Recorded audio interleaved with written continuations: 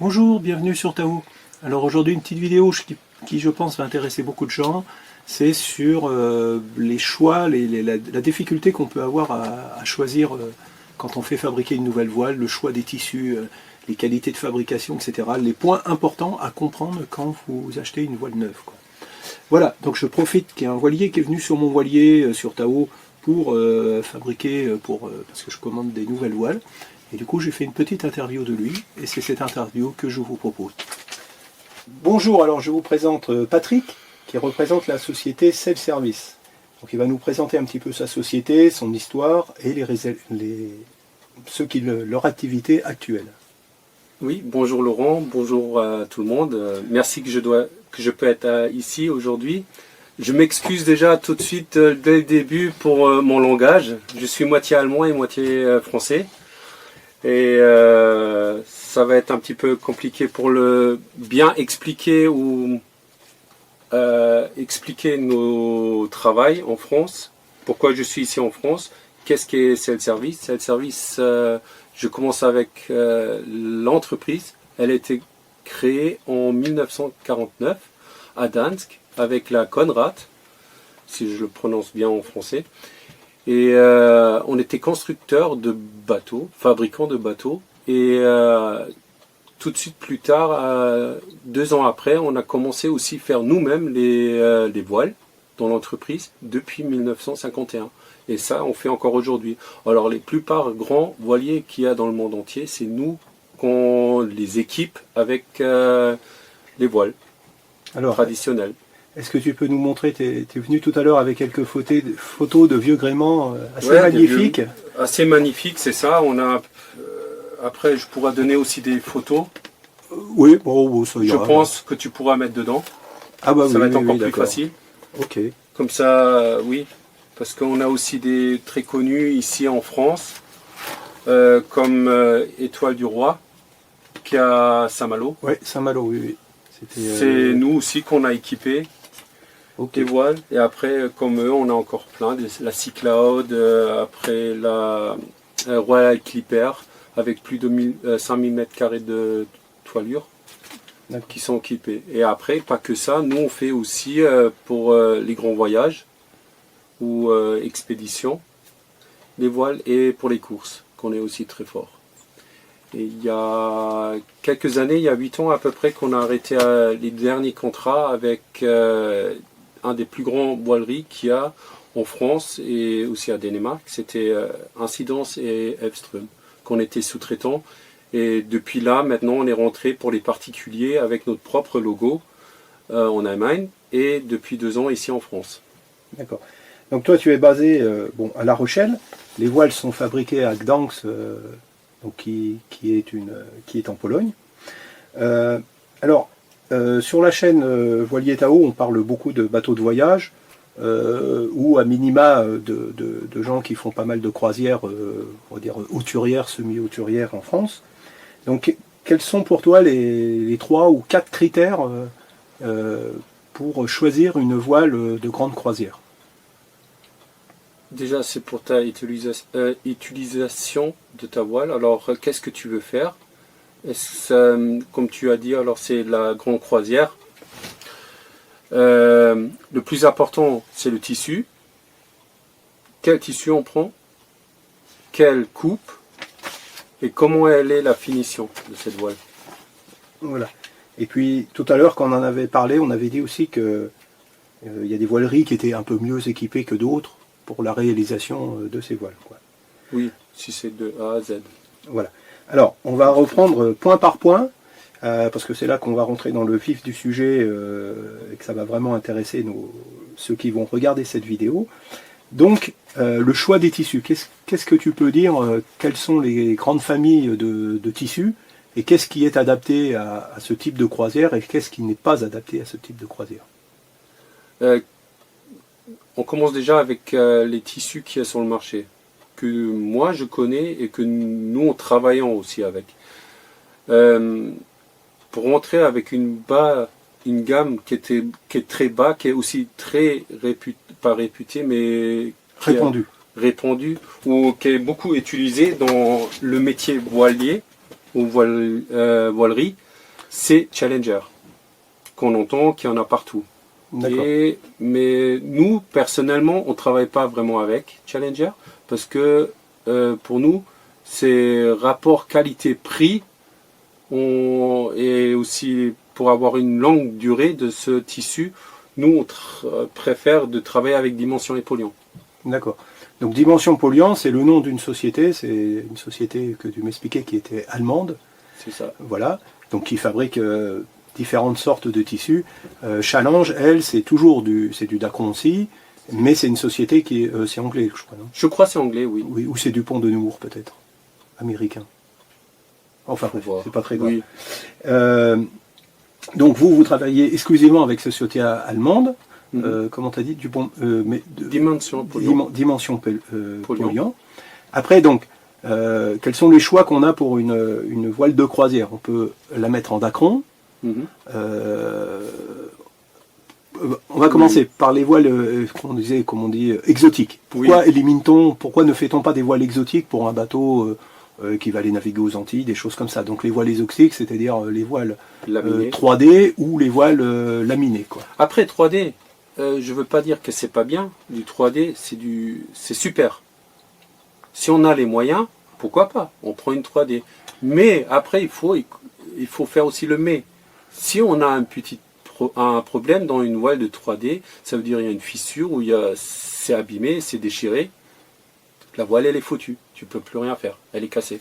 Et c'est pour ça que nous, on reste plutôt, pour nos clients, nous, on fait aussi des voiles 3D. On travaille avec B-Sales, par exemple. C'est eux qui nous fait la voile 3D et nous, on fait les finitions dessus. D'accord. Mais autrement, moi, je conseille pour nos clients plutôt d'aller sur des tissus traditionnels à faire la coupe cross-cut ou triradial. Et là, on peut partir après sur du tissu Dacron. Alors, attends, je recoupe. Donc, on dit 3D, c'est des superbes voiles, mais c'est difficilement réparable quand on est en croisière. Oui. Donc, c'est pour la raison là qu'on pense que c'est pas très adapté. Après, il y a les voiles laminées. Donc, celle-là, pourquoi ce n'est pas très, entre guillemets, très adapté à de la croisière hauturière et au grand voyage, quoi. Pourquoi? Je pense que c'est déjà aussi le coût. Donc c'est des voiles très chères. C'est des voiles très chères. Il y en a, ils font aussi le tour du monde. Il y a comme le JPL, qui est pas mal, qui a aussi une taffeta dessus, qu'on peut prendre. Mais après, une voile laminée, elle commence à partir de 5 ans, elle commence à se délaminer. Voilà. C'est ça qu'on a après. Si tu veux acheter tous les 5 ans une nouvelle voile, tu peux prendre du laminé. Voilà. Mais en temps de performance et d'étirement, c'est quasiment zéro. D'accord. Donc c'est une voile qui reste très performante, c'est pour ça qu'elle est beaucoup adaptée à la régate, mais qui a tendance à mal résister aux UV, et qui a, suivant, enfin là aussi il y a différentes qualités, hein, mais bon, globalement, comme c'est collé, la colle a tendance à mal résister aux UV, et qui a l'inconvénient aussi, je pense que tu vas confirmer, que quand elle commence à se délaminer, ça se délamine très vite et c'est terminé, quoi. La voile, voilà. Il n'y a pas trop moyen de la faire durer encore le temps de commander une autre voile. Quelques mois, la voile peut être, complètement finie, quoi. C'est ça. Donc du coup, on en arrive, donc entre guillemets, c'est ce que moi, la voile 3D et les voiles laminées, c'est ce que j'appelle un peu les voiles, moi je dis toujours globalement des tissus exotiques, hein, bon, c'est mon expression personnelle. Maintenant, on va souvent, donc les voiles sont fabriquées ou en Dacron, ou ce que tu me proposes là pour ma grand voile, qui est du Dacron avec du Dynéma, quoi. C'est ça, c'est du hybride. Nous on l'appelle hybride. Hybride, ouais. Ok. Donc dans les Dacrons, qu'est-ce qu'on peut dire entre les différents Dacrons, quoi? Dans les Dacrons? Voilà. Comment est-ce que quelqu'un il peut reconnaître quand il voit une voile si elle est faite dans un bon Dacron ou dans un Dacron qui n'est pas trop adapté, ou etc. Est-ce que c'est difficile? Est-ce que c'est vraiment faisable? difficile, comme je t'ai montré avant déjà, avoir entre la marque eux-mêmes, avoir deux différentes tissus comme celui-ci. On voit pas la différence. Mets-le un petit peu plus haut, voilà. On voit pas la différence. On voit pas la différence. Et comme tu le montrais tout à l'heure, il y en a un qui n'est qui pas adapté à l'utilisation en eau de mer, oui. seulement en eau douce, et l'autre qui est adapté pour eau eau de mer. C'est ça. Et là, vous voyez, là, je m'amuse à toucher, moi j'ai vu aucune différence.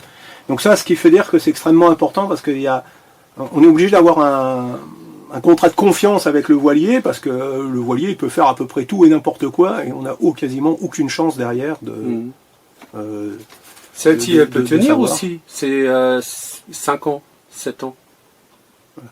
Mais celle-là, nous, si on fait ça, on voit, ça c'est vraiment le Dacron, on dit une bas gamme, mais c'est quand même du premium.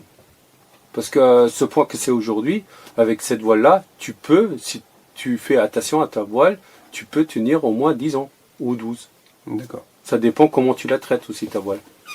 Ok. Et c'est pas aussi si elle est sous-grammée sous-dimensionnée en grammage. Voilà, en grammage.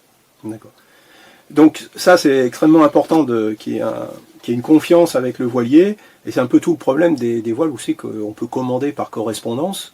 Ou même des fois sur les devis, moi j'ai vu, il n'y a même pas marqué quel type de tissu c'est, quoi. Voilà, quoi. C'est ça.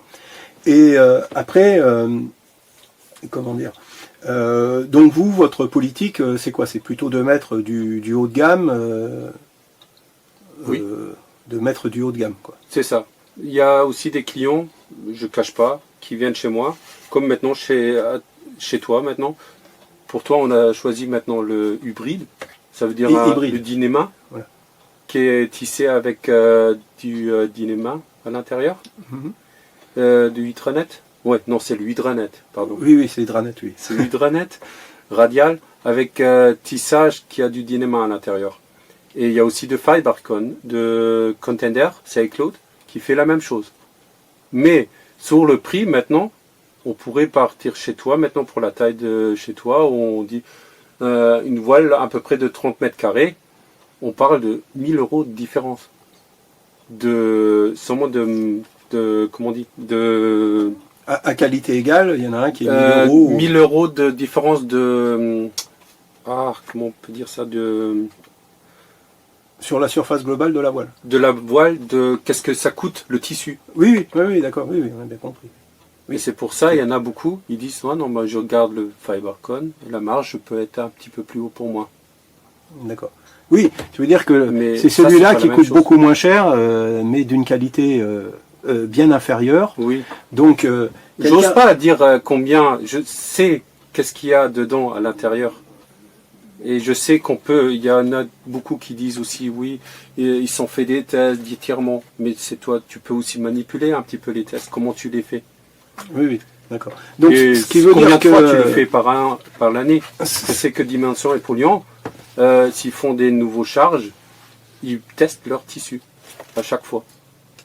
D'accord. Donc par exemple là, ce qu'on est en train de dire, c'est que entre deux Hydranet, suivant la marque... non, ça c'est Fibercon, mais c'est à peu près équivalent, c'est une autre marque. C'est pas de l'Hydranet, mais c'est équivalent à l'Hydranet en process de fabrication et tout. D'ailleurs, je sens qu'il y a une réelle différence. Là, le tissu est beaucoup plus... celui-là, il est beaucoup plus... voilà. Celui-là, il est beaucoup plus rigide. Et celui-là, il est beaucoup plus souple. Comme ça, au toucher, je veux dire, si tu me disais pas d'ailleurs que c'est de l'Hydranet, je devinerais peut-être pas probablement qu'il y a du Dyneema dedans, quoi. Parce que... Oui, enfin... du Dacron, là, tu m'en as montré tout à l'heure, classique. Ouais, j'ai encore des autres. Ah, classique. Non, mais ça, c'était un Dacron classique. Oui, voilà. Non, oui, c'est pas classique. Non, mais enfin, c'est du Dacron, ça. Oui, c'est du Dacron. Non, mais ça, c'est aussi encore un autre tissu. Ça, oui, mais c'est juste, voilà, je voulais dire, voilà, pour les internautes, là, ici, c'est beaucoup plus lisse, ce type de Dacron, et là, lui, il est un peu plus... On sent un peu plus la trame du tissu, et... Voilà, il y a un petit, au toucher c'est un peu différent. Après en regardant on voit pas une énorme différence. Ça c'est le grammage aussi qui joue. Ouais, il y a aussi le grammage naturellement qui joue. On voit pas une énorme différence, donc c'est quand même compliqué. Par exemple celui-là qui est de l'autre marque que tu disais, donc qui était beaucoup moins cher, mais qui est une fabrication quelque peu équivalente à du Hydranet. Là on voit vraiment une différence, parce que là tu as vu les films qui sont comme ça, là ils sont extrêmement marqués. Là, on voit une vraie différence. Alors, et une petite chose, je vais préciser un truc, parce que moi, j'ai mis longtemps un petit peu à comprendre, à pas comprendre la différence entre de l'hydranette et un tissu laminé, comme on parlait tout à l'heure. C'est que les tissus laminés, eux, c'est la colle qui les tienne. On met différents tissus, puis c'est de la colle qui les tienne. Alors que là, le Dynéma, il est tissé à l'intérieur de... voilà, les fils sont entremêlés avec les autres. C'est ça. Et après, il est chauffé encore. Voilà. Donc, par exemple, je sais pas, on dit n'importe quoi, hein, parce qu'on ne sait pas exactement, mais je veux dire, il va y avoir 3 fils de Dacron et un fil de Dynéma ou 2 fils de Dynéma, etc. Tout c'est entrecroisé comme ça. Nous, on a à peu près, on peut dire, 70% de Dynéma et 30% de polyester. D'accord. Donc c'est presque, en fait, c'est presque devenu plus une voile en Dynéma qu'une voile en Dacron. C'est ça. Et là, on dit l'inverse. D'accord. Voilà. Donc c'est bien la différence. Donc on revient quand même, c'est quand même extrêmement important d'avoir une forme de confiance dans son voilier, parce que c'est quasiment, c'est impossible de s'y reconnaître pour quelqu'un qui est lambda, etc., de comprendre la différence de qualité qu'il peut y avoir entre les différentes marques. Après, cette voile, elle va aussi tenir. Si vraiment j'ai des clients, ils viennent chez moi, ils disent, je veux avoir ce tissu-là. Après, je leur dis, oui, tu peux l'avoir. Nous, on sait, sur cette voile-là, on a une expérience que la voile, elle peut tenir 20 ans. Voilà. 20 ans, tu es tranquille. Et tu fais ton tour de monde, elle déchire pas, voilà. Elle te tient jusqu'à la fin pour que tu reviens. Voilà. Et celle-ci, je sais pas. On n'a pas l'expérience pour ça, mais je sais, on a aussi des expériences que ça déchirait. D'accord. Et l'avantage de l'hydranette aussi, c'est qu'il va moins se déformer que du Dacron comme voile. Oui. Parce que le Dynéma... Il se déforme, mais moins. Mais moins. Il se déforme quand même, on est bien d'accord. Oui, voilà, par rapport aux tissus exotiques, c'est les seuls, les tissus exotiques qui quasiment se ne déforment pas en vieillissant. Donc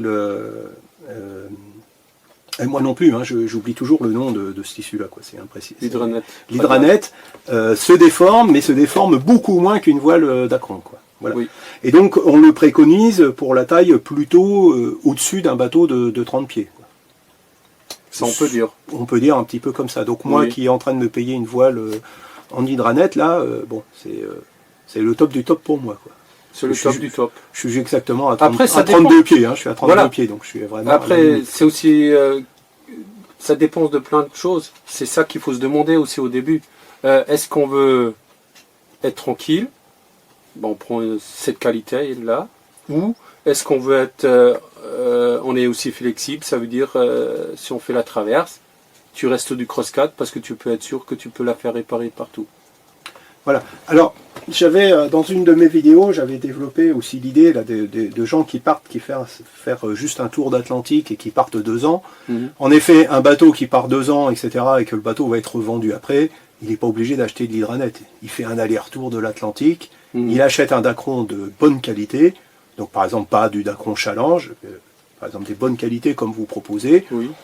Si le bateau, à moins qu'il fasse 60 pieds, parce que là, bon, il y a peut-être un problème de taille, mais je veux dire, s'il est dans une taille, on va dire, entre 30 et 40 pieds, il prend un Dacron, la voile va revenir, elle ne sera pas trop usée, elle ne se sera pas trop déformée, théoriquement, parce qu'il ne faut pas non plus exagérer, hein, une transat allée, c'est pas très violent pour une voile. Bon, le retour, ça peut être un peu plus violent. Ouais, c'est ça.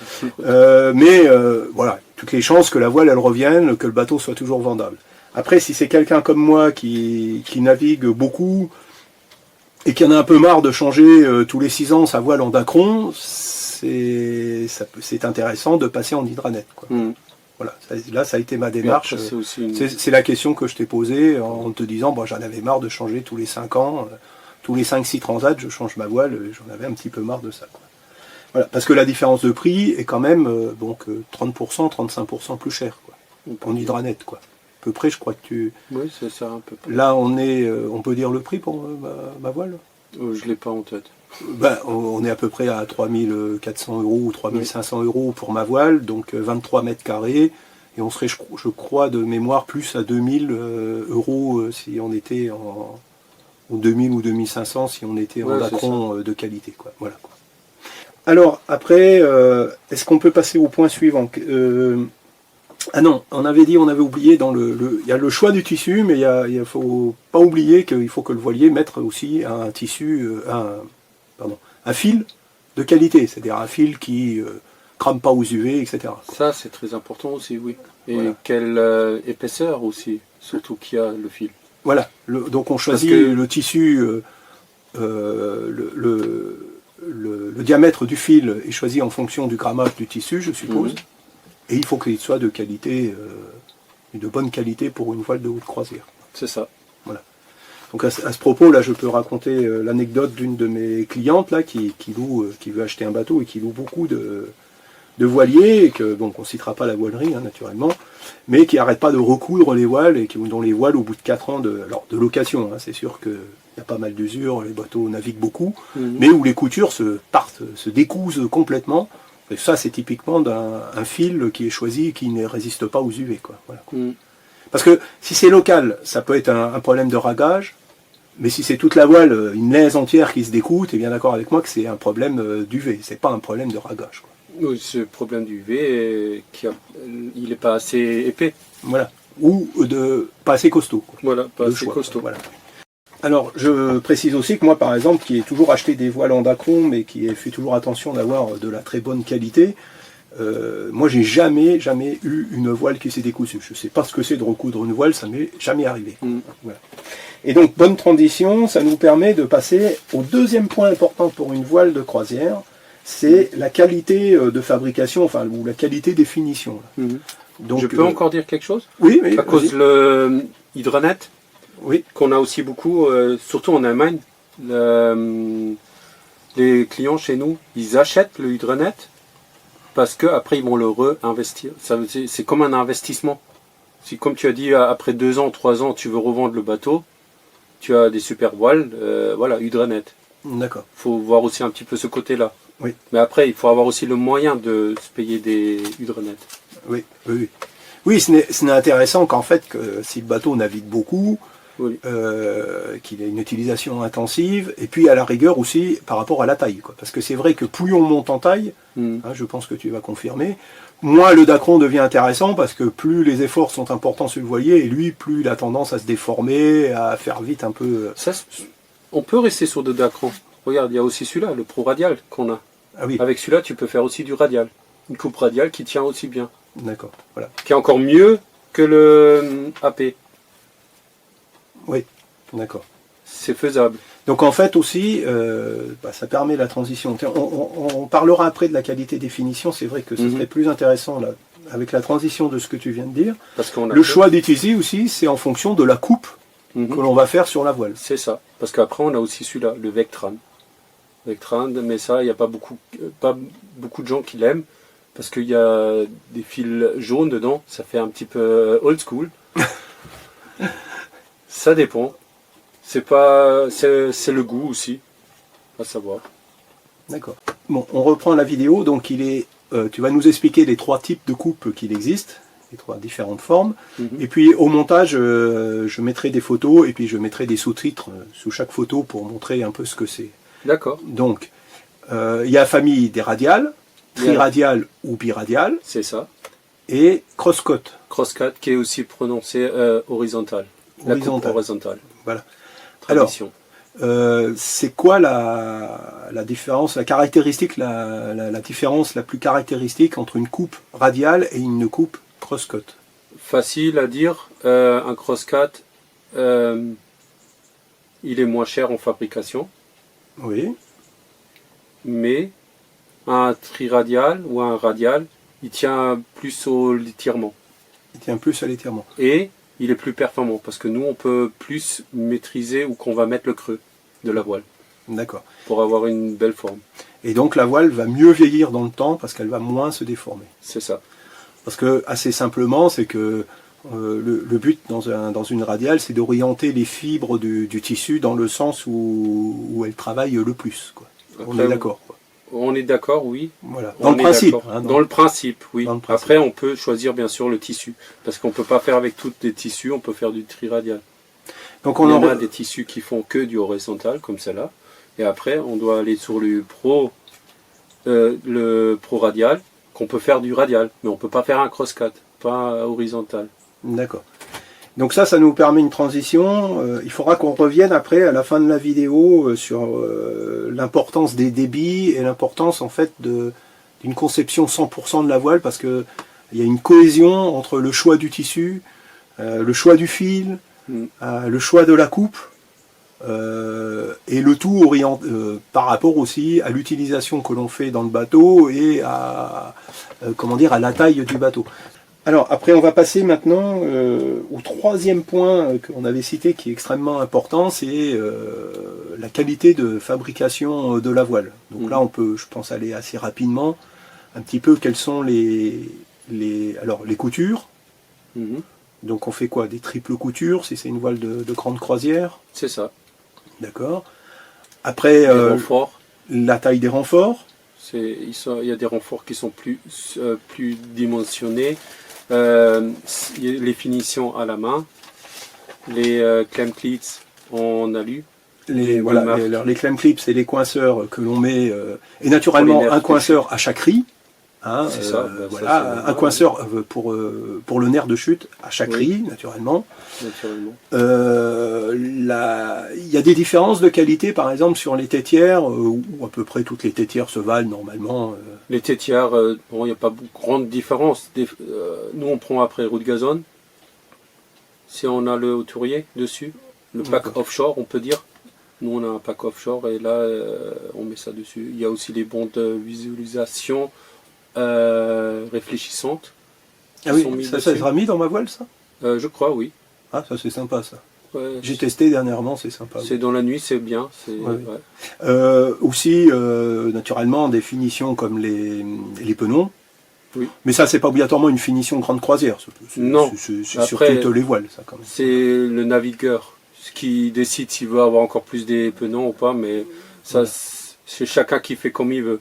Nous, on a mis de la base, on met des penons dessous, mais après, comme chaque client il est différent, il a besoin peut-être de mettre plusieurs des penons, c'est lui qui décide. Oui, donc je disais qu'à peu près, moi, tous les voiliers que j'ai vus qui s'étaient venus jusqu'ici sur mes bateaux se présentaient en règle générale, voilà, avec ce type de coulisseau. D'ailleurs que, bon, comme tu dis, hein, on le monte sur pas mal de bateaux. Oui, c'est bien ça, c'est de la bonne qualité. C'est la bonne qualité. Voilà. Mais toi, tu as pris en compte le fait que j'avais une utilisation plutôt intensive de mon voilier, et donc tu m'as proposé ce type de coulisseau. Vas-y, monte-le un petit peu. Voilà. Donc là, on voit quand même la différence. C'est que, bon, non seulement le coulisseau, il est vachement plus costaud, mais vous voyez ici qu'il est beaucoup plus long, donc ça veut dire que théoriquement je vais avoir beaucoup moins de problèmes pour hisser et affaler, quoi. Plus c'est long, on est d'accord, hein, moins ça a tendance à coincer, quoi. C'est ça, moins ça a tendance à coincer. Après tu as plus de la place. Alors, bon, on va pas s'étendre plus sur la qualité de fabrication, parce qu'après il y a pas mal de points, mais je pense qu'à peu près tout le monde arrive à peu près à comprendre et à voir les critères. Enfin, un point important, c'est quand même les triples coutures. Et après, donc là on a vu là. Et après on disait le dernier point qui est quand même important dans la qualité de fabrication, enfin un critère qui va jouer dans la qualité de fabrication de la voile, c'est l'équipement que possède le voilier, et puis le débit de voile qu'il fait, quoi. Donc par exemple le débit, tu me parlais que vous aviez le choix de pas mal de tissus, parce que comme vous débitez énormément de voiles par semaine, donc vous avez un stock important de tissus, plus de etc. 3000 m² par semaine.